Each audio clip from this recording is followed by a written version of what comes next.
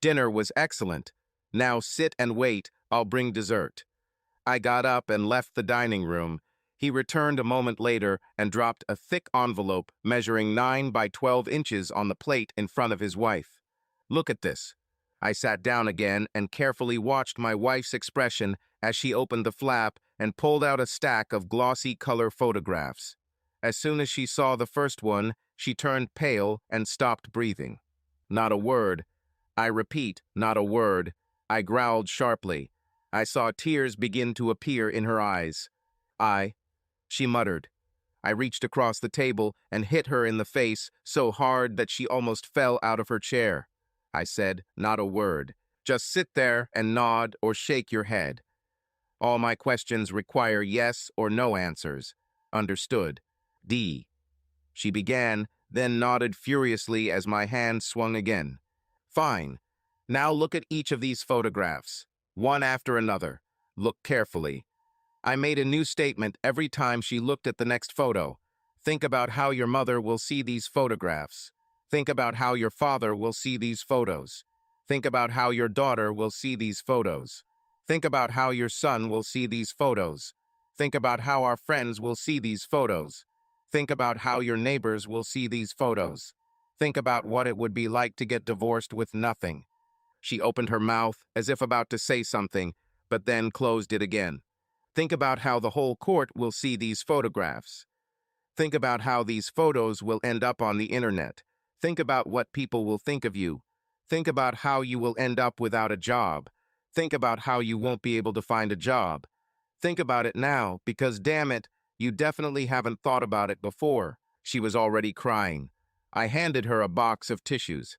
I sat and looked at my wife across the table. Today was our 20th wedding anniversary, and what an anniversary it was. Ashley was a beautiful woman. She was 38 years old, but she still had delicate features and a toned body. The tears streaming down her cheeks only made me angrier. I've had these photos for 2 weeks now. During this time, I made several decisions. First question, do you want to get a divorce? Before you answer, you need to understand that if you stay, you will have to abide by a few rules. The first of these concerns sex. I receive it from you anytime, anywhere, anyhow. No complaints, no headaches, no excuses, no, I can't. I think we both know now that you can. If it suits you, nod. If you want a divorce, shake your head. I was waiting. She nodded between sobs. Okay, prove it. Come here and give me pleasure. I turned the chair sideways and moved forward a little. It sounds simple, but she has never done this to me in our entire 20 years of marriage. However, in a couple of the photos she had just seen, she was doing this to 2 different men. She hesitated, still sobbing, looking around. The curtains were closed. Both of our children were in college. She stood up and grabbed some napkins to wipe her face. Her mascara was smeared and her nose was running. Approaching me, she tried to put herself in order as best as possible. She took a deep breath to control her sobs as she knelt in front of my chair. You know, I began, this is the first time I've ever received. Fool, I remained faithful throughout my 22 years of marriage. 22 years of refusals, and what do? You're playing an easily accessible game. Jesus Christ, we won't talk about this today. I took a deep breath. And now, while you're busy, the second rule. It says that you must do whatever I say regarding sex. This is a little different from the first rule, but has many applications. Understood. Last rule. Don't say a word to anyone about those photos, especially not to me. I don't want to know why, how, when, or with whom. I don't want to talk about it at all. This will be the elephant between us, the unexpressed tension. Maybe it will go away with time. I was breathing heavily. Agreed. I barely managed to squeeze out. I sat still, enjoying the pleasure. It was a smart move on my part to wait 2 weeks before ruining the comfort of our coexistence. By the way, you will sleep in the guest room until further notice. So how about dessert? Was it good? When I came down for breakfast the next morning, my wife was standing at the stove, dressed in a sheer negligee. My wife, Ashley, is a beautiful woman. I think she looks even better now than she did when she was 18 when we got married. She's gotten better in all the right places, but a strict diet and regular gym sessions have helped her keep her body toned and lean. When she noticed me come in, she turned and smiled. Breakfast will be ready in 5 minutes, bacon and eggs. She rarely cooked breakfast for me, although I had to go to work by 8 o'clock, and she only started working at 9 o'clock. I muttered something in response. Until the first cup of coffee, I am never polite in the morning. I poured myself a cup and sat down at the table. My iPad was already there, so I read the news and sipped my coffee while waiting for breakfast. Here they are. Ashley put the plate in front of me. Anything else? Not yet, but don't go too far. She sat down in her seat and began to peck at the toast. Anything interesting in the news? I popped the last piece of egg into my mouth. No. Any interesting plans for the day? Yes, I said, stuffing the last piece of bacon into my mouth. My wife is going to give me another pleasure. Right now. She walked around the table and knelt in front of me as I turned sideways to her. You're going to have an interesting week, I said. She looked up at me. You will find a young, beautiful woman who will come here next Saturday night at 7 o'clock and will have me until I lose consciousness. How should I do this? Don't know. I don't care. Saturday. 7. Pretty. She continued to look at me. I raised an eyebrow. Divorce? Oh yes, no professionals, I added. This also applies to your colleagues. She had sex at work. This time it took a little longer. I wasn't really in the mood, and neither was she. It's been an interesting week. The first days were tense. I spoke in monosyllables. She tried her best to please me. She slept in the guest room. I had the master bedroom to myself. I had fun every morning, and then Wednesday came. Wednesday was special because it was a meeting day. Allegedly, her management team was holding an evening meeting that often dragged on, until 1 or 2 in the morning. That's when the private detective I hired took these photos. Usually on Wednesdays, she would come home around 4 and start getting ready to go back to the meeting. This was my first clue. One Wednesday, I happened to visit her while she was putting on her stockings and girdle. For me, she never wore stockings. When I asked her about this, she said that the regional manager was coming to this meeting, and she wanted to make a special impression on him. She was hoping for a promotion. Well, of course. The last straw was when I found dirty underwear on Thursday. We haven't had sex in months, okay, at least a week.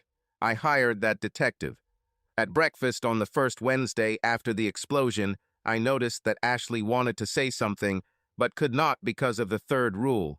After my morning pleasure, I decided to play with her nerves. So, what are your plans for today? I said, buttoning my robe and tightening my belt. She paused, obviously considering her answer. Well, I have to work. She hesitated and moved a little further. Today is Wednesday, so I have a meeting with the staff in the evening. Was my answer. Then I got up and left. That night, I went to the local pub. I returned home around midnight. She came late again, at approximately 1:30 am. On Thursday at breakfast, she was quiet, but she made me porridge. Saturday has arrived. Breakfast consisted of waffles and strawberries. When I finished eating, she came up to me and began to give me pleasure. Not today, I said. I need to save my strength for the evening. The thing is, she began. I interrupted her. I have all the divorce documents in my office. My lawyer sent them yesterday. They are just waiting for my signature. At 7, right? She nodded. The doorbell rang at 7:05. Ashley had been nervously pacing the living room for an hour, chewing her nails. When the bell rang, she hurried to open the door. I was wearing a robe, sitting out of sight. I slowly stood up and walked to the door. I heard them talking. Hey, Heather, come in, come in. I was already worried. I thought that you would change your mind. I didn't hear what Heather said. When I approached, Heather was just bending over to take off her shoes. Once she straightened up, Ashley introduced us. Ralph, this is Heather. Heather was a brunette with shoulder-length hair, with a heart-shaped face that, while not beautiful, was certainly not ugly. Skinny black jeans hugged her generously curved buttocks. She wore no belt, no jewelry, no bra. No last names, I interrupted, holding out my hand. Heather grabbed my hand and shook it. Hello. Did Ashley explain to you why you are here? Yes, she told me everything. For example, how big and strong you are. Heather stepped towards me and hugged me, pressing her chest against mine. She ran her hands up and down my back, and I put one hand on her ass and the other on the back of her head. I pulled her head towards me and kissed her on the lips. She answered, Well, Ashley, will you leave us alone? Is it true? Are you leaving until Heather leaves? Ashley, who was still standing at the door, reached for her jacket and purse and left. I pressed myself against her chest. She threw her t-shirt across the room. I kissed her lips again. Now we were both naked. Take me, she muttered. I started moving towards the nearest sofa. We had all kinds of sex. Well, she announced, it was fun, but I think you're done for today. She jumped up and went to get her jeans. By this time, she had already dressed and headed to the door. Maybe we'll do it again sometime. She took her purse and walked out the door. See you, came her farewell when the door closed behind her. I felt like I had been run over by a truck. The thing is, I said to Ashley the next morning at breakfast, it should have satisfied me. Not hers. Damn, I didn't even get a good look at her body. She was like a fucking whirling dervish. This girl should be much calmer next Saturday. On Tuesday, I received my morning prize. On Wednesday, I gave it up. Ashley left for work and an evening meeting. I went to the pub. She came home at 2:30 a.m. At breakfast on Thursday, Ashley looked tired. She didn't make me coffee. She was wearing an old, tattered robe with a zipper down the front. Like I said, in the mornings before I drink coffee, I'm not at my best. She placed a plate of greasy fried eggs on the table. As she turned to go back to the stove, I stood behind her and slipped my hands under her arms to grab the lapels of her robe. With one strong tug, I unzipped the robe and pulled the robe off her arms. I turned her to face the table and pushed her forward so she was leaning over it.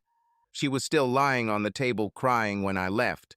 I returned late and went straight to bed. On Friday, I left the house before she even got up. And then Saturday came. We were quite polite. When I came down, she had prepared coffee and pancakes. She was wearing a blue baby doll and matching panties. She was, of course, wonderfully built. Can I get you anything else? She asked. Yes, some orange juice, but no pleasure today, I joked. She smiled slightly and went to get some juice. We went to the garden center to buy plants. Ashley worked in the garden while I mowed the lawn. The day passed very much at home. I grilled some steaks and got a nice bottle of wine for dinner. And then, finally, 7 o'clock arrived. Then 7:15. Then 7:30. Ashley took out her cell phone when suddenly there was a knock on the door. I was sitting around the corner from the front door in my robe. A velvety voice was heard in the corridor. Sorry I'm late. The traffic jams were terrible. And then the blonde came into the room like a vision. She was tall, taller than my 5'9" by a couple of inches. She was wearing a thin white sleeveless blouse that was buttoned in the front. I jumped to my feet with lightning speed. Ashley came up behind us, introducing us. Serena, this is Ralph. Ralph, this is Serena. Goodbye, Ashley, I said, taking Serena's hand and kissing it. It's very nice to meet you. Please have a seat. Would you like something to drink? I'd like to drink it. Out of the corner of my eye, I noticed the door closing. Serena giggled. Yes, she answered, going to the window. What would you like? What? Should I have a drink? I repeated. Oh, anything will do for me. I ran to the kitchen and grabbed one soft drink and one bottle of beer from the refrigerator. I poured them into frozen glasses and took them back to the living room. Serena turned away from the window. Serena turned away from the window and stepped towards me to get her drink. Oh, so cold, she said. Yes, the glass was in the freezer. Please sit down. I sat down on the couch, waiting for her to join me. But she chose the chair opposite, which turned out to be a good thing. When she crossed her long legs, I noticed a flash of black panties. She carefully placed her drink on the table near her elbow. "So," I began, "did Ashley tell you why you're here?" Serena nodded. "Fine. Maybe we can start then." Serena looked at me. Cold. "How about unfastening a couple of buttons?" "Fine." "Which?" "On the blouse, start with the top." Serena undid 2 buttons. "Another one?" Serena unfastened another one. "Another one?" Serena undid another button. I sighed. "Okay, take off your blouse." Serena calmly undid the remaining buttons and slipped out of her blouse.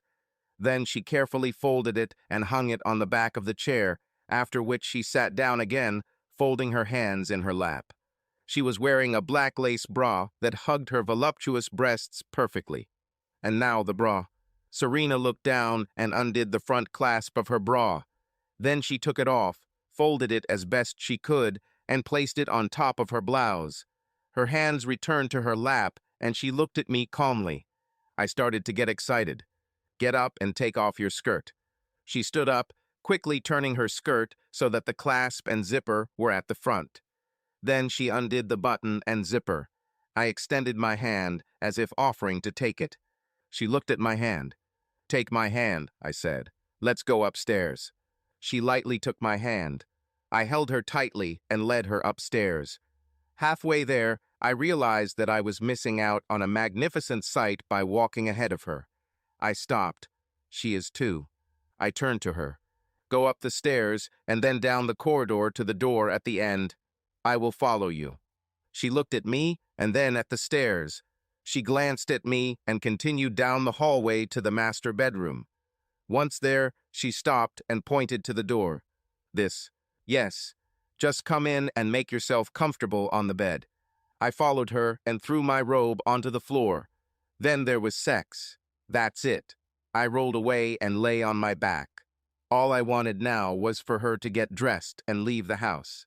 "The bathroom is over there." I pointed to the door. She entered and closed the door behind her. I sat down and put on my robe. She came out a few minutes later. "It was nice," she said. She looked perfect. Not a single hair was lost from her hair, not a single mark on this perfect body. I escorted her downstairs, not bothering to look at her swaying plastic hips until we reached her clothes.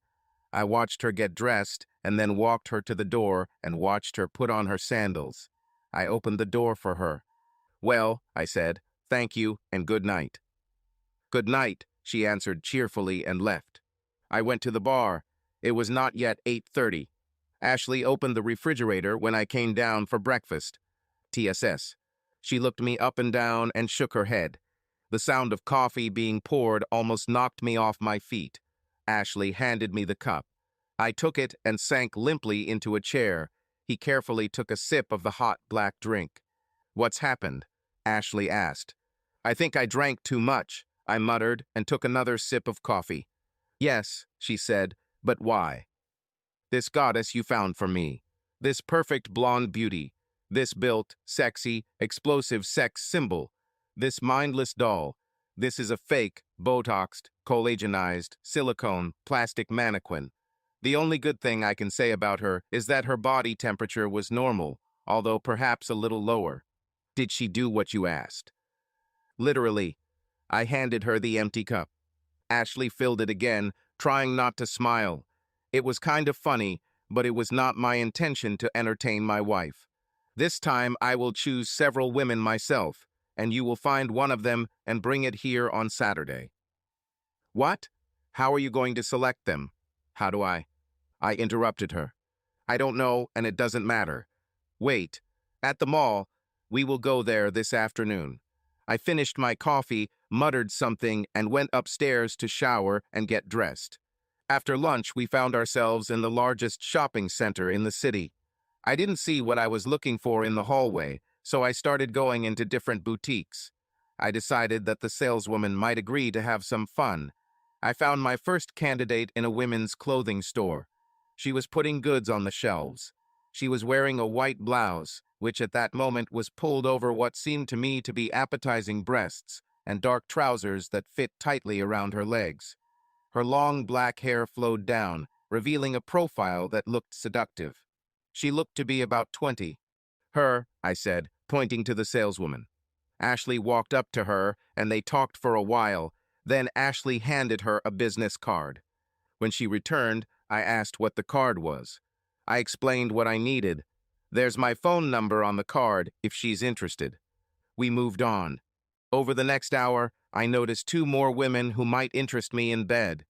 Ashley began to get involved too. She made several comments about the women I pointed out. One was married, the other was considered sloppy by Ashley because there was a food stain on her blouse. It was almost fun. Monday morning, I didn't want the morning treat. I went to work. That evening, while drinking beer, I turned on an adult movie and told my wife to do a dance and then slowly pleased me. I slept well that night and felt refreshed Tuesday morning. Ashley was wearing a bright red negligee that barely covered her body, but I wasn't interested. Came home late. I immediately went to bed. Wednesday, Ashley left and returned late. I went to the pub.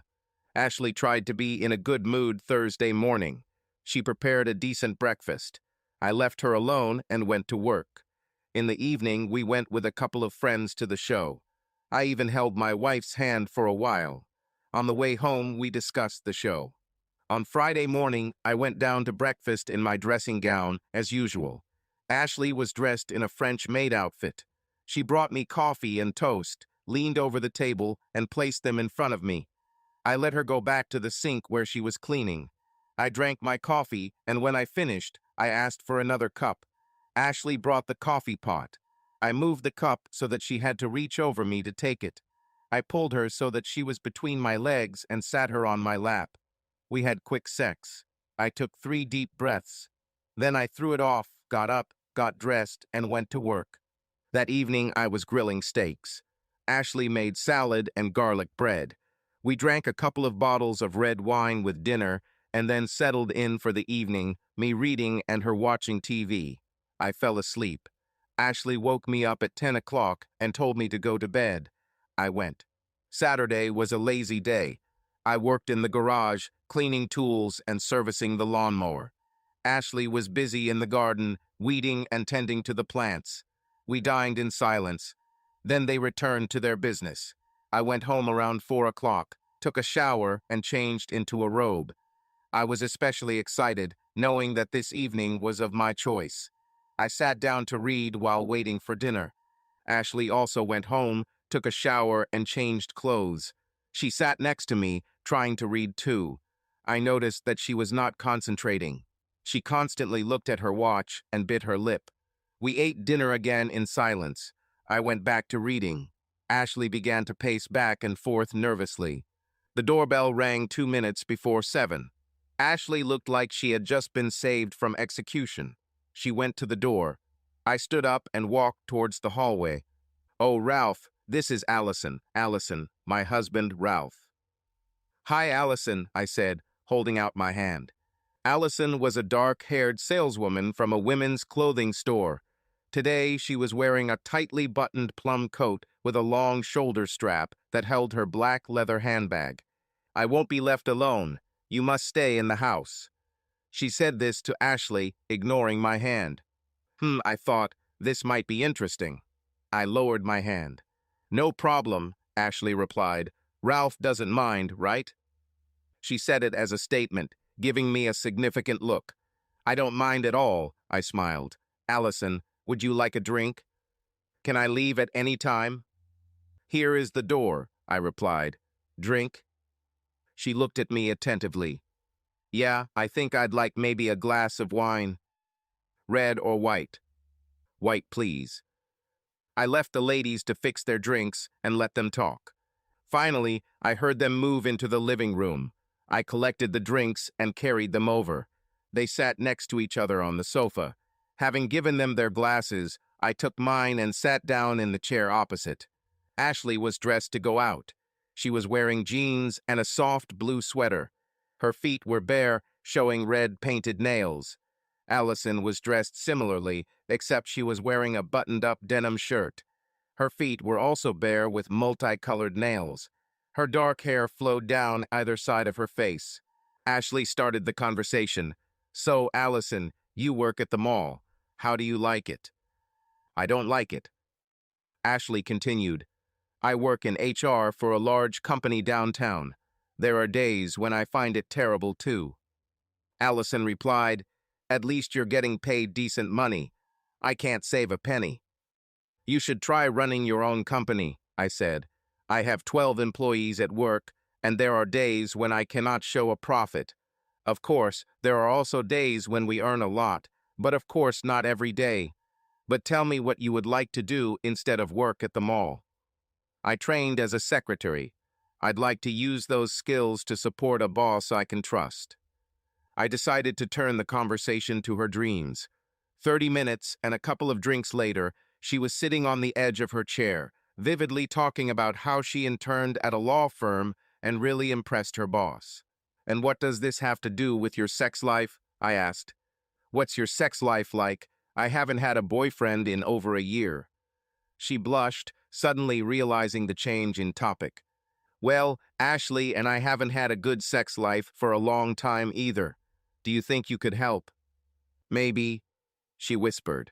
She cowered and wrapped her arms around herself. Okay, I'm going to play a little game. I'll tell Ashley to do something, and then you can do it again. If you don't feel like you can do it, just say no, and we'll move on to something else. I'll just sit here and watch. How do you like this plan? Okay, just say no. Yes, just say no. Let's start now. Ashley, stand up.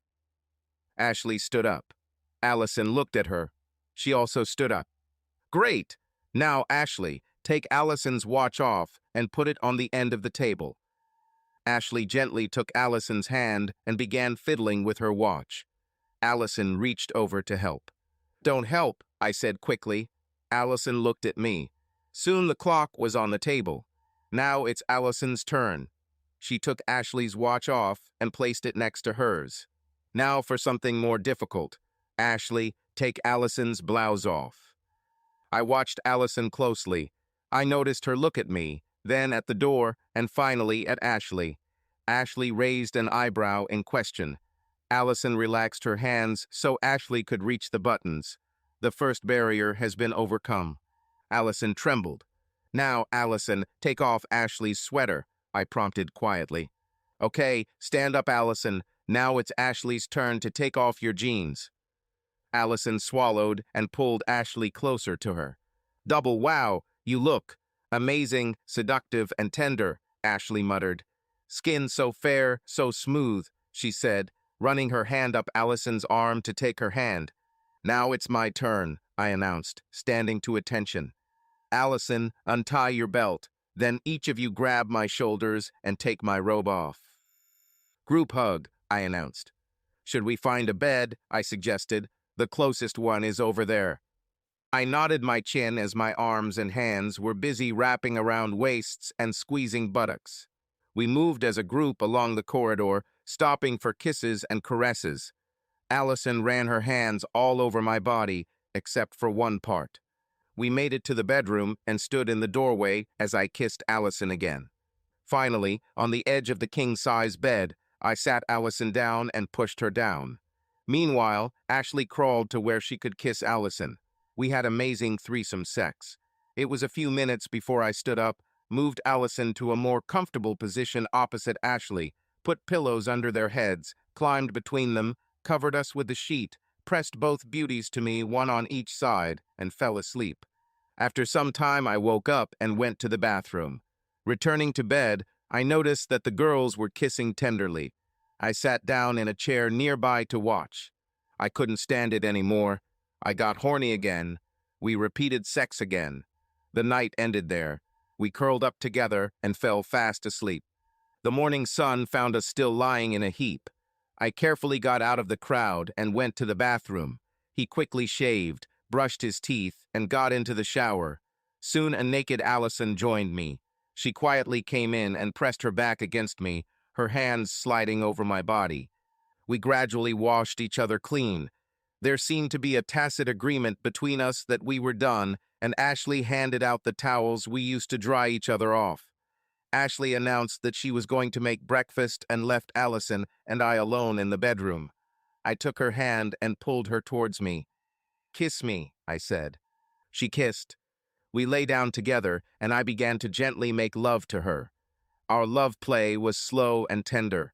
I saw Ashley standing in the doorway, watching us with a smile on her face. We lay quietly for a moment.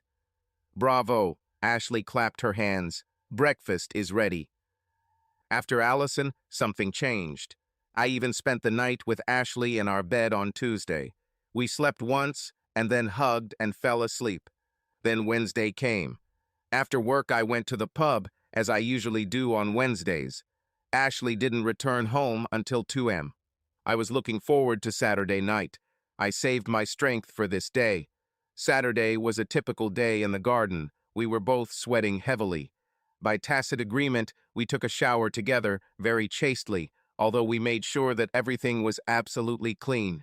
At 7 o'clock, I was sitting in my robe, and Ashley was pottering around in the kitchen, ready to go out. There was a knock on the door. Ashley opened it. I heard her making small talk while someone came inside. I got up. "Ralph, this is Suzanne. Suzanne is Ralph." Suzanne was one of the girls I picked at the mall. Those eyes were wide open either from fear or from anticipation. I couldn't understand. "Hey, glad you came," I said, extending my hand. She took it carefully, and we shook hands. "Would you like a drink?" She shook her head. "Okay, do you mind if I take it?" She shook her head again. I headed to the bar and poured myself some scotch. When I returned, Ashley had sat Suzanne down on the couch. She sat next to her and spoke quietly to her. "So," I began, "do you know why you're here?" Suzanne nodded. "You know you can leave at any time?" Suzanne nodded again. "Great. Do you want Ashley to leave?" She looked at Ashley with her big eyes and shook her head. "Okay, ready to start?" She nodded hesitantly and glanced at Ashley. Her whole body tensed as she took a step towards me. Then one more step. I touched her stomach. She shuddered, and her eyes closed for a moment. I placed both hands on her waist. She sighed slightly and clenched her teeth. On Sunday morning, we woke up together, ate together, and sat together discussing life. My life is too much work, too tiring. Her life is waiting for a promotion that I said would never happen. I wondered wistfully why we were both still working. She muttered that the house was not paid off, nor were the cars. I went outside and mowed the lawn while she cleaned up inside. That evening, we settled down on the couch, found a good movie to watch, and got comfortable. Monday passed just like Tuesday. It was Wednesday evening again. I went to the pub. I usually sit in a booth, but today they were all busy. I sat down at the bar counter. When the bartender came over, I ordered some potato skins with salsa and a plate of dry ribs with my usual dark beer. I was halfway through my second drink, and there was still food on the plates when someone sat down on the stool next to me, and I smelled a strong perfume. I glanced at the bar and saw that it was the last free stool. Finally, the bartender came up. "What are you going to do?" "A glass of water, please," said a voice next to me. "Are you going to order something?" the bartender barked. The woman's voice caught my attention. He was low and hoarse. I looked at her. She looked like an easy girl. She could be beautiful if she took off her makeup. Perhaps she wore a wig. I made a quick decision. "Give her the drink of her choice," I told the bartender. She looked at me and looked appraisingly at what she saw. "White wine, please." I turned to her. "Married?" "Divorced," she answered after a short pause. She turned slightly towards me. Out to have fun." I went out to make money. She took a sip of the wine the bartender placed in front of her. "Are you interested?" I looked at her for a long time and carefully, clearly undressing her with my eyes. "Depends." Her face turned slightly pink. "From what?" I looked into her eyes. "Because of how many owners she had." She blushed. "Only 3. Today?" Her face became even redder. "No, in my entire life." "So what are you doing here, impersonating Julia Roberts and offering your services?" She grabbed her purse, which she had placed on the counter, and turned to get out of her chair. "Wait," I said, gently placing my hand on her arm. "I'm sorry, I didn't mean to offend you. I'm just in a bad mood today. You see, today is Wednesday." "I don't understand," she said, turning back to me. "I come here on Wednesdays because my wife has a meeting at work that evening." "So what?" "She and her co-workers spend the evening having sex with the bosses. Literally." "Wow, this." She sat back down in the chair. "Yes, this." I paused and then continued in a whisper, "And I think I still love her." We were silent for some time. Wow, that almost makes my story sound like nothing. I looked up from my glass and looked her in the eyes. "What's your story?" "I divorced this bastard 3 months ago. He hired a lawyer and took everything. He left me an apartment with payments, a car with payments, and a promissory note for part of his foreign business, which I don't know what to do with. The apartment goes to the bank at the end of the month. The car is going to the dump after an accident, and the insurance barely covers the loan. I was bankrupt. I thought I could make money by selling myself. Well, I sold myself to him for nothing." "This is mean. Tell me about this accident." "Oh, that. His sweet young assistant drove an old car into my car and crushed it into a concrete ledge in the parking lot. He claimed the car had steering problems. Then he got into his BMW and drove off, laughing. I signaled to the bartender to bring us another drink. The thought occurred to me. What did you do for your husband?" "You mean other than sleeping with him once a year?"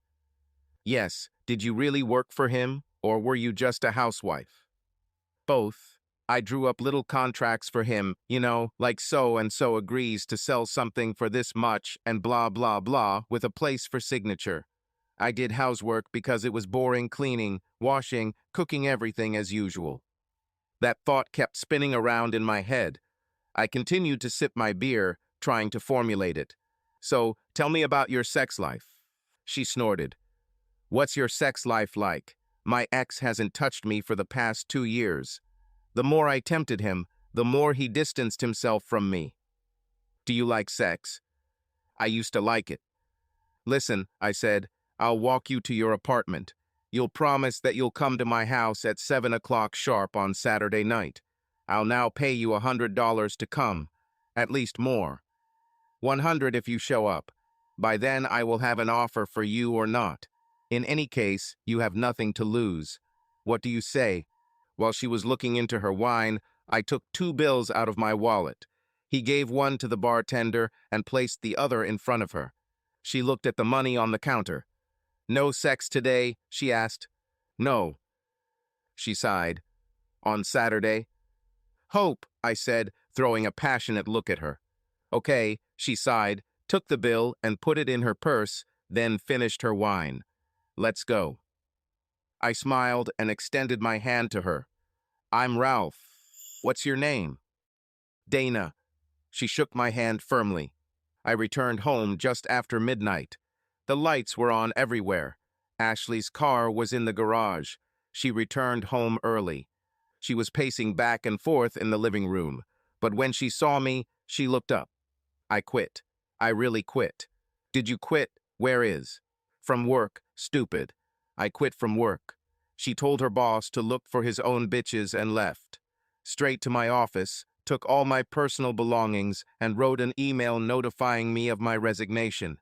I quit and left. I may have broken some glass along the way, but I left. With my things, I got into the car and screamed at the top of my voice, "I quit." She stopped to catch her breath. "Why?" I asked quietly. "That bastard gave the vice president job to some pimply kid from the mailroom. And then he demanded that I sleep with him. Well, I'll arrange it for him. I know something. He won't get away with this." Suddenly, she began to cry. Between sobs, she breathed heavily and said, "But I couldn't." By this time, I had already hugged her and pressed her to me. "What didn't work out?" I asked. "Mortgage." "What are you talking about?" "Mortgage. I wanted to pay off the mortgage." She started to calm down a little. I took her to the sofa, and we sat down. She buried her head on my shoulder, still sobbing. "How were you going to do this?" I asked. Through pimping, I hired girls. They all worked for me. I received a percentage of their earnings each week and made sure they were clean and ready. I promised no more than 2 men for each girl.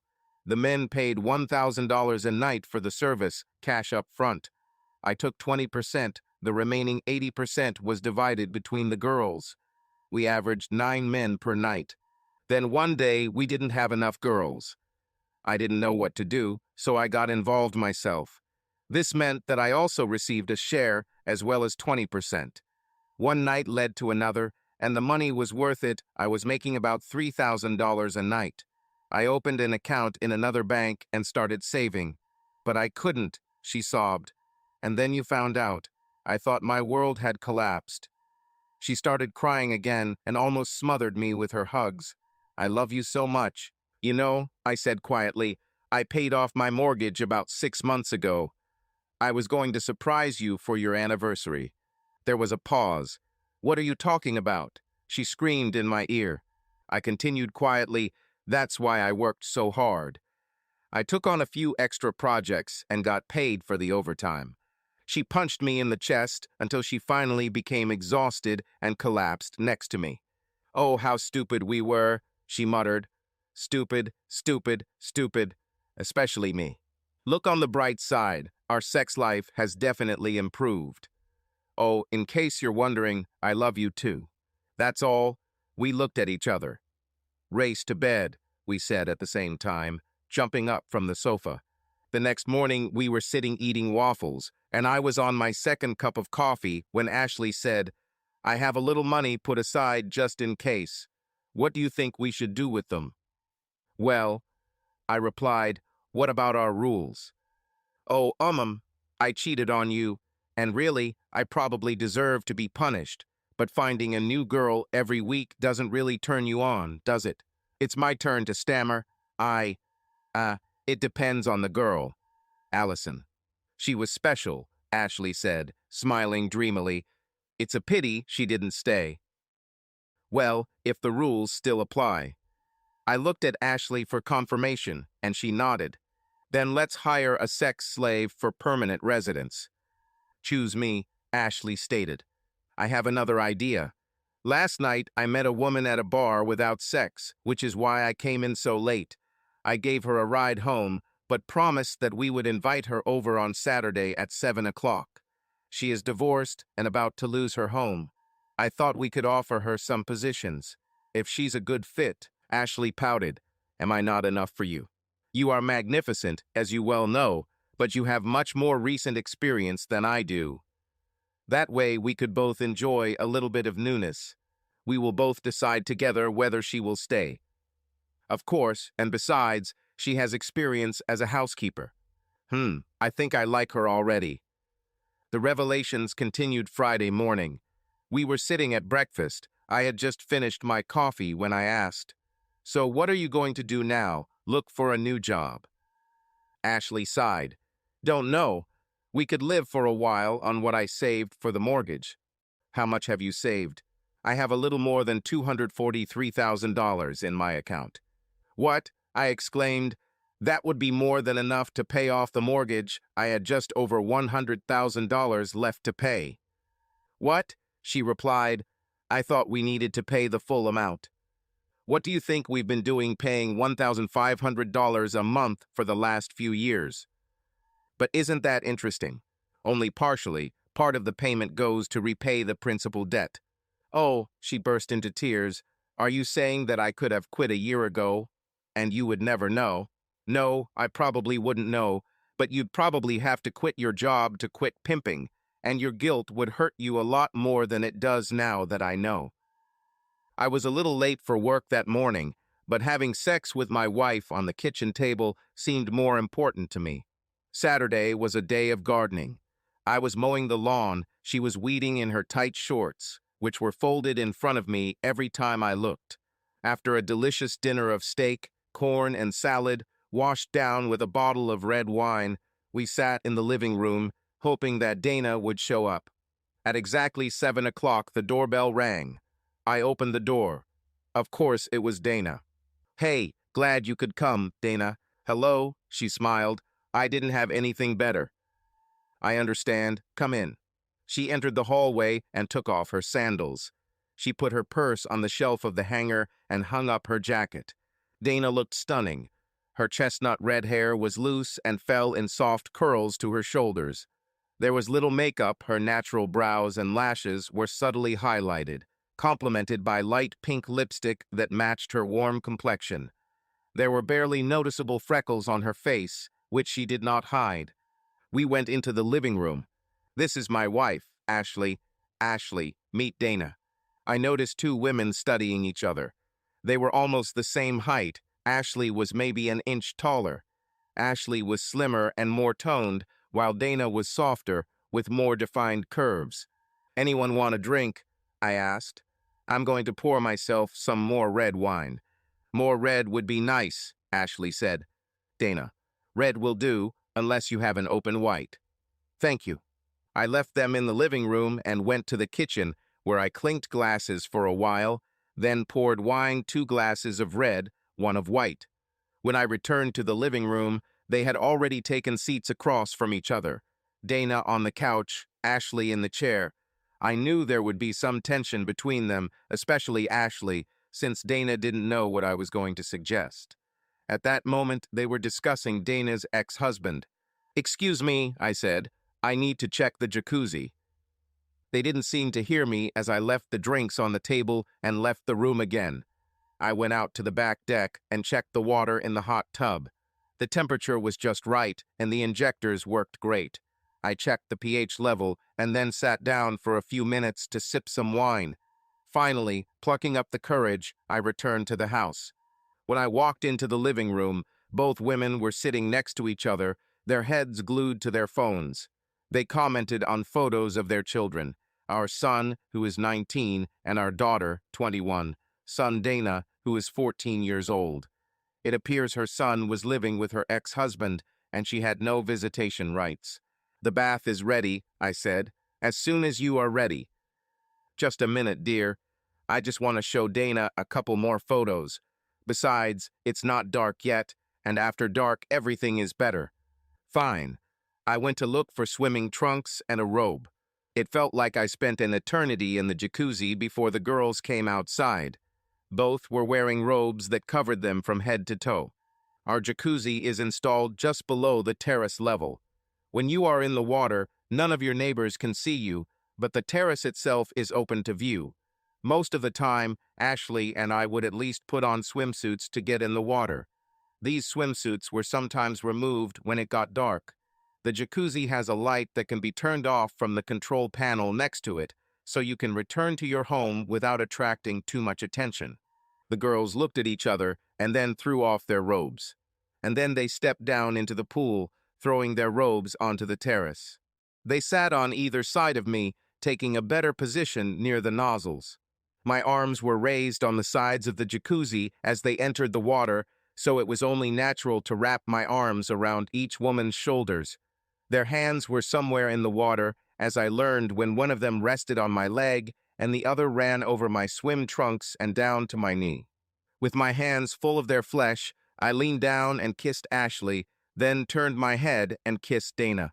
"Maybe we should move inside," I suggested. "It may be dangerous." "Yes," Ashley answered.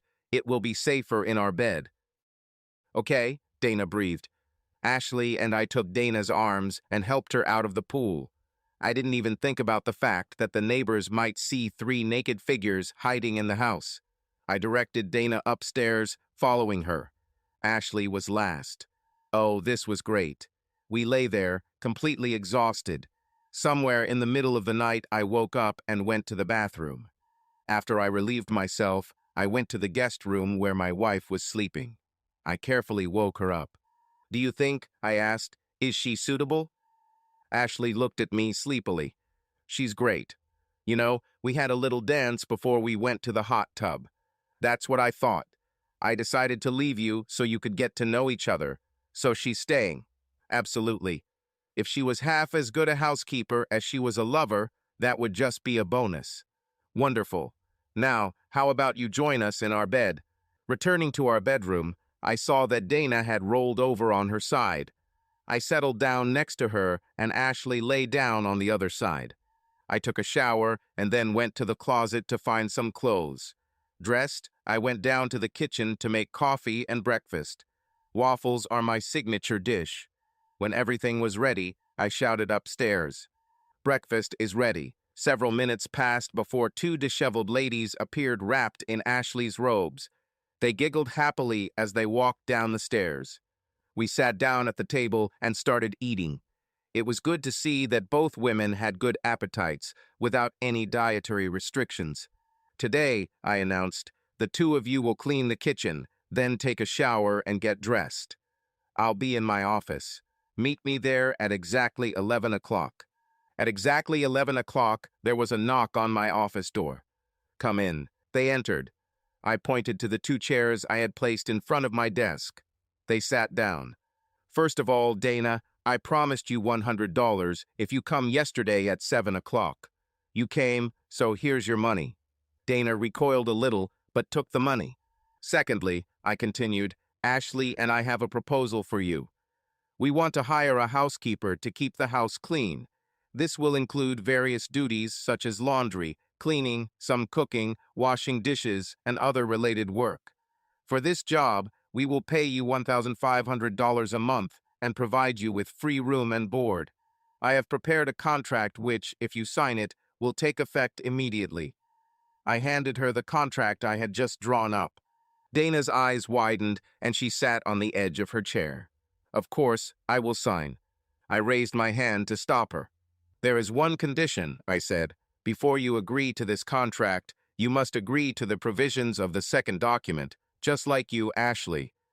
The contract contains 3 clauses that you agree to. First, I get sex from either or both of you when, where, and how I want. Second, you must do everything you are told regarding sex. The last one, don't tell anyone about our relationship except me and the housekeeper. Let people guess or make up whatever they want. Dana, this is not blackmail. If you can't agree to the terms, you'll get $1,500 right now and be free. Ashley and I agreed yesterday that we want you as our live-in housekeeper. I handed them the contracts with the handles attached.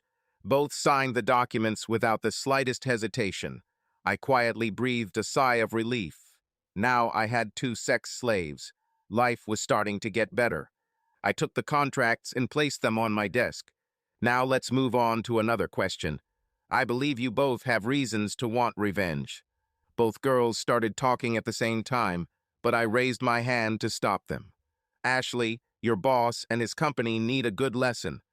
I think I have enough evidence to teach them that lesson and protect you in the process. I plan to hand over the photos I have without your participation to the wives of the men, as well as to the president and owners of the company. What do you think about this? Ashley started biting her nail. What about the girls who were also married? Some of them were also married. I shrugged. They knew what they were getting into. If I were their husband, I would like to know the truth. Of course, we can try to hide their faces in the photos, but if the case goes to court, anonymity is not guaranteed. Ashley looked unhappy, but still said, Okay, blur the faces, but I want to get these bastards somehow. We'll do it. Now, Dana, I'd like to look at the bill. Do you know what it says? The Duke was forced to sign the transfer of 50% of his foreign assets. I'm not sure what this means. Do you have it? It's probably in my purse. Bring it. Dana stood up and went to get her bag. Ashley, are you happy with how things are going? More than satisfied. I really like the idea of a contract. Now we can be like this. As concubines, your own harem. She smiled brightly. Dana returned, holding a tattered legal document with a court seal at the bottom. She handed it to me. I quickly ran my eyes over it. It showed the name and number of the holding company. Will you leave it with me? I need to meet with a friend to find out about this company and its value. Certainly. I'll put it in the safe when I'm done, I said, carefully placing the document in a clear plastic file. Now, about your car accident. Can I investigate it? Maybe there is a video that could help your case. Oh yes, please. Last but not least, I would like to know about the contracts you negotiated for your ex. Perhaps there will be something useful for us there. Think about what you want for your son and the new car. Now, can you think of anything else that needs to be talked about? If not, then it's time for us to celebrate our new family. Ashley, make a reservation for 3 at Chez Louis. Dana, after lunch we will take your things from your apartment and place them in the guest room, but of course you will sleep with us. You can close the apartment and sell it. You might be able to get a little back from the sale, who knows. Now bring me lunch. I'm terribly hungry. Both girls left the office with shining eyes.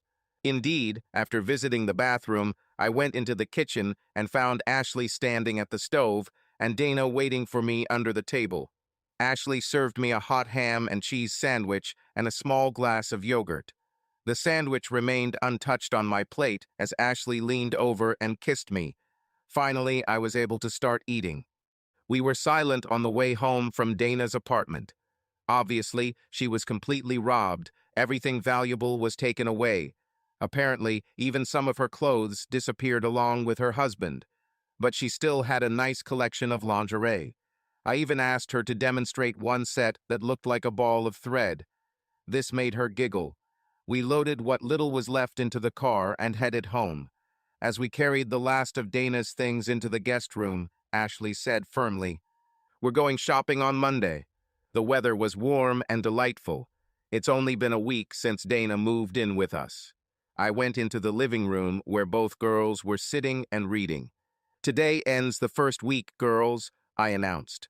"We need to celebrate this event. Wear a blouse, skirt, bra, but no panties or stockings." An hour later, the girls went downstairs together. Ashley wore a silky black blouse and a black leather miniskirt that went down to the middle of her knees. Dana chose a red miniskirt and a pink blouse with a floral pattern.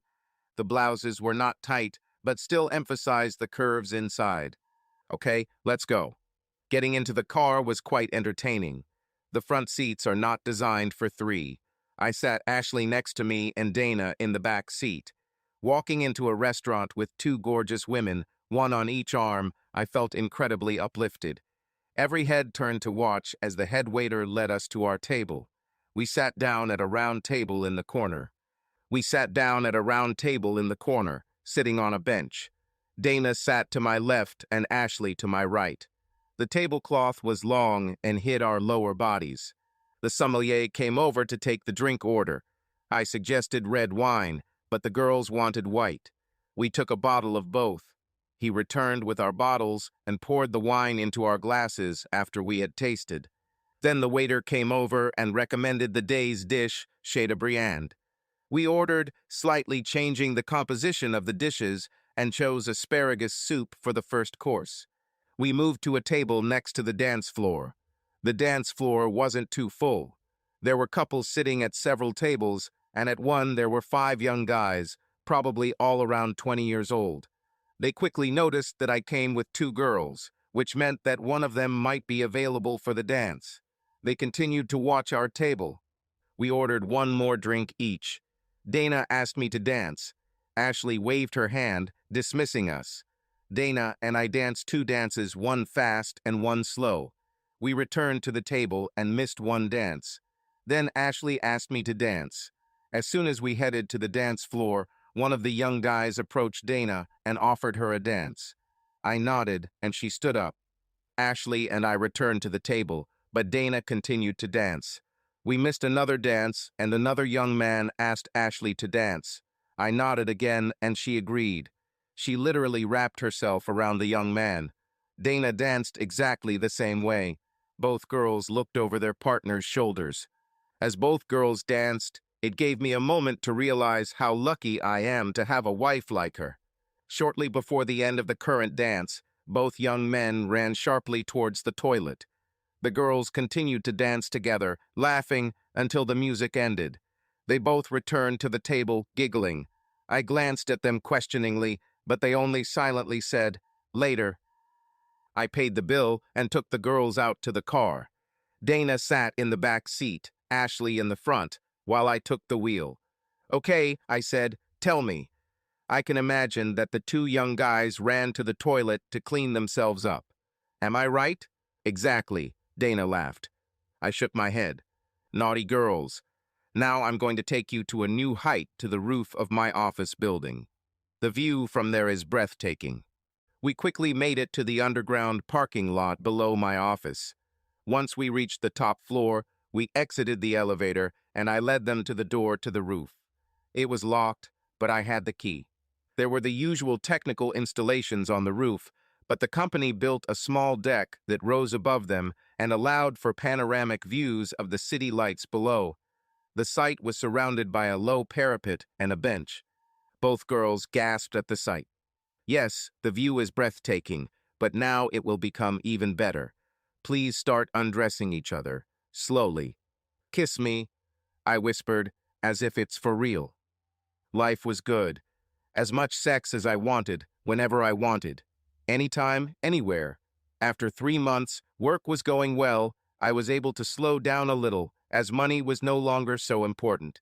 Everything was wonderful at home, and Dana's little problems were gradually being solved. I hired a lawyer who looked into her affairs and threatened to expose the holding company's illegal contracts.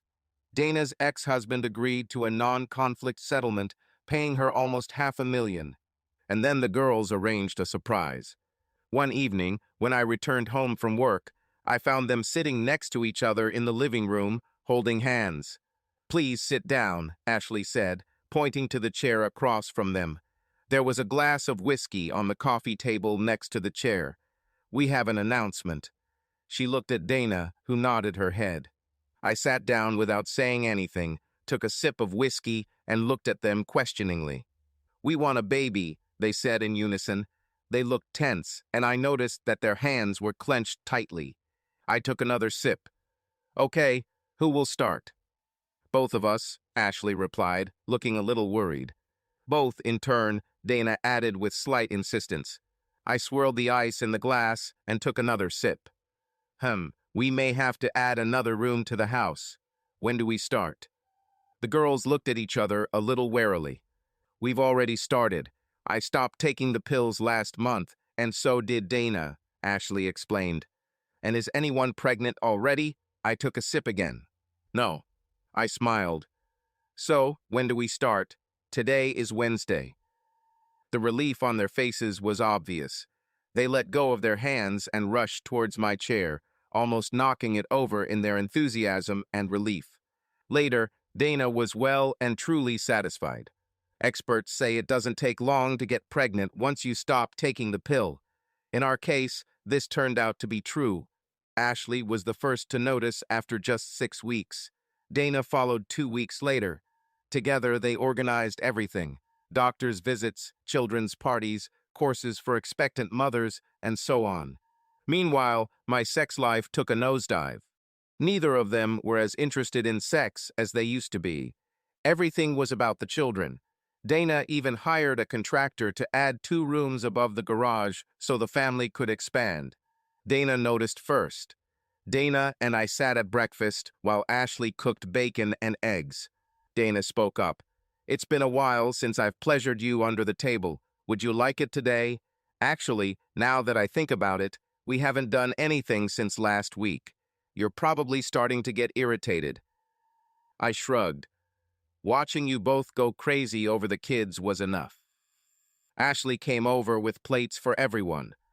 "I must admit that lovemaking has slowed down a bit lately. It doesn't have the same thrill anymore." She looked thoughtful. "Maybe I should look for more girls for you." I smiled. "Don't worry." Dana disappeared under the table. One day, I came home again to find the girls sitting next to each other on the couch, holding hands and whiskey on the coffee table next to my chair. "Okay, this time," I said, sitting down and taking a sip of my whiskey. "Well," Ashley said, "we have a solution to the problem of low sex drive. Dana has a niece who wants to go to college, but her parents forbade her to leave the family. We live just a few blocks away from college, and we thought that if she could get a room here, she would still be with her family and could get out of her house and out of the hands of her oppressive parents. She is young and pretty, and we will help you seduce her." She stopped to catch her breath. "What do you think?" I thought, this could work. Would you really help seduce your niece? Certainly. She'll need experience if she wants to find a guy like you, someone who will treat her right. I sighed. Okay, let's do this. What kind of room do you want to give her? One of the new ones over the garage? It works. I'll call her today, exclaimed Dana. It took a while. Dana had to spend hours negotiating on the phone. Apparently Amy was interested, but her parents, not so much. Dana didn't give up, but I think in the end it came down to money. The rent Dana was offering was significantly lower than anywhere else, and Amy would be with her family. If only they knew Dana's plans. Finally, Amy had to arrive a week before classes started. It was long overdue. 1 sex a week was enough for me. The girls kept apologizing. Dana and I went after her. Amy lived about 4 hours away on the outskirts of a small farming community. Dana advised me to play the role of the owner of a large plantation and treat the family with disdain, but quotes from the Bible would be useful. I dressed up in a suit and tie and a fedora that Dana had designed somewhere. Dana got dressed. There was no way she wanted them to know she was pregnant, especially without her husband. She was wearing a sweatshirt over an old blouse that was 2 sizes too big for her and baggy jeans. She also said that she would look at the ground all the time. We stayed in an immaculate building. The lawn was trimmed, the few bushes were trimmed into perfect clumps, and the flower garden around the house was free of weeds. The house was painted, the paint was not peeling, and the windows sparkled. The curtains on the windows seemed to block out the light.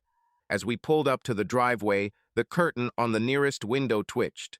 Dana and I got out of the car, and she went to ring the doorbell. I stood at the foot of the stairs with my hands behind my back and surveyed the area. As soon as Dana had already knocked, the door swung wide open, and a girl appeared with 2 suitcases. Amy and I were not impressed at first glance. Her mousy blonde hair was pulled back into a bun at the back of her head, which was pulled down so she could look down at her feet. Her thick-framed glasses sat halfway down her nose, making it difficult to see her face. She hunched over a little, letting the oversized floral blouse buttoned around her neck hang down, giving no hint of what lay underneath. The brown skirt she wore reached to her ankles. I turned to face the door and nodded to Dana to put the luggage in the trunk. "Are you Amy?" I chuckled, pointing my chin at the girl. "Yes, sir," she said to the ground. "You look strong. This is good. God helps those who help themselves." I looked at the doorway. "You must be Amy's parents. From the love spent on your garden and home, I see that you believe in the Bible verse. Teach a child how he should go, and when he is ready." Amy. Her mother said in a trembling voice, "Take care of yourself." "Ma'am, I see that you are worried, but cast all your worry on him because he cares about you." Her father stated, "Remember your training, girl, make us proud." He took his wife by the shoulders, led her back into the house, and closed the door. Dana, who had helped Amy put her suitcases in the car, put Amy in the back seat and slid in next to her. I got into the driver's seat, and we drove home. As we turned onto the highway, Dana started giggling. "You were gorgeous. You looked and sounded like a biblical idiot." I adjusted the rear view mirror so that I could see the back seat. I noticed Amy looked at Dana in surprise. "Welcome to the family, Amy. I think your life could change a little or a lot." I started losing my jacket and tie because they were too hot. Dana took off her sweatshirt and made herself comfortable. She pulled her hair out of the tight bun and pulled it into a ponytail. Amy just stared with big round eyes. Dana began to speak in a quiet voice. I heard comments like, "new clothes, don't worry about the money," and "a makeover." Whenever Dana asked a question, Amy answered in 2 words or less, until she asked what courses Amy was planning to take. Finally, longer sentences emerged when Amy talked about her desire to become a veterinarian. After about an hour, both girls seemed tired and fell asleep. Amy ended up leaning against Dana, resting her head on her shoulder. They both woke up as I drove into town and had to stop at first light. From there to the house, Amy's head turned in all directions as Dana pointed out landmarks. Inside the house, Ashley ran out and hugged Amy tightly. Amy seemed surprised by the greeting, but returned the hug a second later. "Welcome, Amy. We're so glad you could come. Is this your first visit to the city? Bring her the bags, you two. I'm going to show her to her room." Ashley ran. She kept up a lively conversation as she led Ashley towards the outside entrance to her room above the garage. "This is your own private entrance. You can also walk down the hallway and enter the house through the top floor." She continued talking as they walked up the stairs. Dana and I dutifully followed with 2 bags that Amy had brought. I thought the bag I was carrying was very light. Later that night, Ashley and I were in bed together. This poor girl. She doesn't have clothes suitable for college. I think she'll do a good job of cleaning herself up. You can't tell at first glance, but she has a nice, toned body with nice curves under her disgusting clothes. Yeah, we'll have to go shopping and get her to be less shy at home. I nuzzled her neck and stroked her hair with my free hand. Then we made love. Thursday was shopping day. I left for work at 8 o'clock. The girls went to the shopping center at 9 o'clock. I got home around 5:30. The girls returned just before 6:30, laughing and having fun. They brought boxes and packages from all over the city. There was even one from Victoria's Secret among them. Dana threw all her shopping on the sofa and hugged me tightly, kissing me on the cheek. Ashley followed her, smiling, also hugging me tightly and kissing me on the lips. Amy stood to the side, eyes downcast, bags in her hands. I walked up to her, took the bags and placed them next to the others. I then hugged Amy and gave her a quick kiss on the cheek. I stepped back, hoping not to seem too intrusive. "I hope you bought everything you wanted," I asked Amy. "Oh yes, sir," she said, looking at me. "Much more than I could have imagined, actually." She smiled uncertainty. "Great," I answered. "I'm looking forward to the fashion show after dinner." "Actually," Dana interrupted, "we talked about it and decided it would be best to do the show next week since Amy is getting her makeup done tomorrow. Is it okay if we wait until then?" "I don't mind at all. Let's have dinner and watch movies, have a pajama night. I ordered Chinese food. It's in the oven to keep warm." Later that evening, I sat in the living room wearing only pajama pants and a robe. I had a hard time finding these pajamas because I haven't worn them in years. Ashley came down next. She was also wearing a silk red robe that covered her from head to toe. Dana and Amy went down together. Dana wore a cream robe with white fur around the neck and hem that reached to her mid-thigh. The legs were bare. Amy was wearing a fluffy robe, obviously new, that reached to her knees. Silk blue trousers were visible right down to the ankles. Her long hair hung down to her waist, looking wild, as if it had never been tamed. Ashley and I sat together on the love seat. Dana and Amy settled down on the other one. The girls chose the movie Pretty Woman as Amy's introduction to the world of cinema. Dana and Ashley often got up to fetch drinks, popcorn, and other snacks. Often they would adjust their robes to show some or all parts of their nightgowns. Amy watched from the corner of her eye. One day I got up to go to the toilet and came back with my robe open, showing my bare, hairy chest. As I sat down, Ashley automatically ran the nails of one hand along my chest, from my chin to my waist. When the movie ended, Dana and Ashley stood up and opened their robes to wrap them around them again, making sure Amy could see their pajamas. Then everyone said goodbye and went to their rooms. Tonight it was Dana's turn to sleep with me, so she and Ashley switched beds. I was already cozy under the blanket when Dana returned.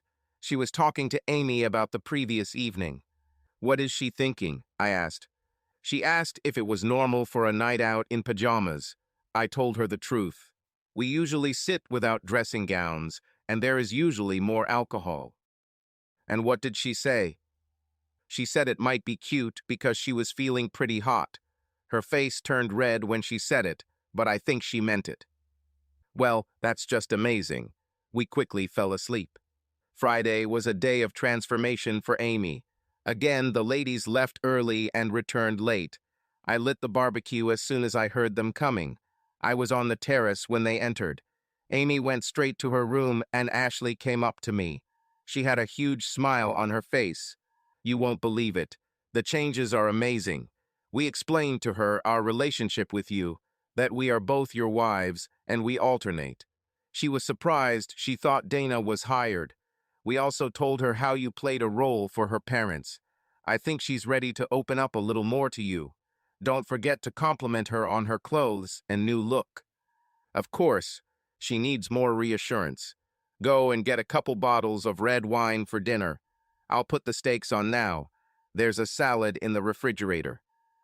20 minutes later, we sat down to dinner. Amy was the last one to come down. I happened to be in the hallway when she came down the stairs. Wow, her hair, which was once long and wild, was now trimmed just below her ears into a stylish pixie-like cut. The color became richer, more brown than light, but with lighter highlights.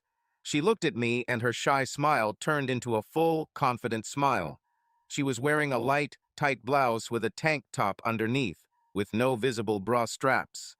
The jeans hugged her legs and buttocks tightly. She really had a figure. Excuse me, I said. Can you call Amy for dinner? Oh, it's you, Amy. Wow, you look. I spread my arms, trying to find the words. Charming, come give me a hug. Me, I held out my hands. She readily came and hugged me, pressing herself against me from neck to knees. I picked her up and spun her around until she screamed in surprise. Setting her down, I kissed her on the cheek. I hope this bodes well, I whispered. We sat down to dinner. I poured Amy some wine. She looked at the glass and at us. I'm not allowed to drink yet, she said. We all smiled. It's just a little to celebrate your arrival, Dana said, patting her hand. Try it during dinner and see if you like it. The conversation continued with the topic of girls shopping. Amy blushed constantly as Ashley and Dana described how they checked that their bras fit correctly and how they asked the saleswoman for help. By the time dinner was almost over, Amy was so red she looked like she might burst into flames. But then she surprised us. Can we have a movie tonight? She asked timidly. Dana said you don't usually wear robes. About, I said. That would be great. Any suggestions for a film? What about Gloria Bell? Is it the story of a woman who finds herself later in life? Dana suggested. I looked around. Nobody objected, so I said, Great. Should we clean up after dinner and meet in front of the TV at 9? Just before 9, I came downstairs wearing only pajama pants, loose and silky, with an elastic waistband. I started making drinks for the girls. They preferred white wine. I poured a small glass of Bailey's for Amy and a whiskey on the rocks for myself. Then I prepared the film for viewing. Dana came down first. She was wearing a lace blue peignoir. Following her was Ashley, practically naked in one piece of black lingerie. She was carrying a large bowl of popcorn, which she placed on the table between the sofas. The room was set up so that two sofas faced the screen, but at a slight angle to each other. There was a coffee table between them, accessible from both sofas. I sat Dana and Ashley on the same couch with their drinks. This left a seat next to me for Amy. I would have to reach for the popcorn while walking through it. Amy appeared. Her shiny navy blue silk tank top and shorts glowed in the soft light. She stood in front of the sofas before deciding to sit next to me, as close to the armrest as possible. Hey, I said, I poured you a glass of Bailey's. Try it slowly. It has alcohol in it. Shall we start? I pressed the button and the credits appeared on the screen. Amy picked up her glass and took a sip. It's delicious, sir. She reached for the popcorn. Dana and Ashley began quietly kissing. Amy watched them more than the movie. I also watched Amy more than what was on the screen. I leaned over Amy's shoulder and whispered in her ear, Look how well they fit together. They're really enjoying each other. What do you think? Amy tensed and held her breath as I spoke. She turned her head slightly and whispered back, Ma, maybe, but that's disgusting, sir. I brought my hand to her breast, but did not touch it. Well, once you can. Exhausted, I turned off the TV and we went to bed. 3 days later, we were having breakfast when Amy walked into the dining room wearing only her nightie and panties. "Ami," I said, "kiss me good morning." Quick response, "Yes, sir." And she walked up to me, leaned over, and kissed me on the lips. The kiss quickly turned passionate. Ashley giggled and began serving breakfast. "Ami," I said, "sit down to breakfast, and today you don't have to cover your chest." "Yes, sir," she smiled, sitting down. We ate. My idea? I realized that Amy wanted me to give her orders. After breakfast, the girls began their weekly cleaning. Dana took up the vacuum cleaner, Ashley started cleaning the bathrooms, and Amy had to dust the shelves, tables, and decorative items and clean the windows. Of course, none of them wore much clothing. Dana wore only a t-shirt, Ashley wore only an apron, and Amy wore panties. I sat in the kitchen and watched them pass by, doing their tasks. After lunch, I told Ashley and Dana that we would go to the bedroom for an afternoon nap. They just looked at each other, rolled their eyes, and grinned. We headed straight to bed. "Ami, I want us to have sex." "Yes, sir." And we did it. We lay like that for a while. I may have even dozed off a little. A year has passed since Amy came into our lives. We sat in the living room around a coffee table with leftover birthday cake and various baby supplies. I wondered what the future would bring for me, as I would have to serve 3 very sexy women. Right now, Ashley and Dana were immersed in babysitting classes, pilates, yoga, and other activities to regain their former slim figure. Both were successful. Subscribe to our channel so that your love doesn't cheat on you, and go ahead and listen to the next story, because this story is nothing compared to the next one. If you're under 18, don't even think. Click to the next one. Click to the next one. Click to the next one. Click to the next one.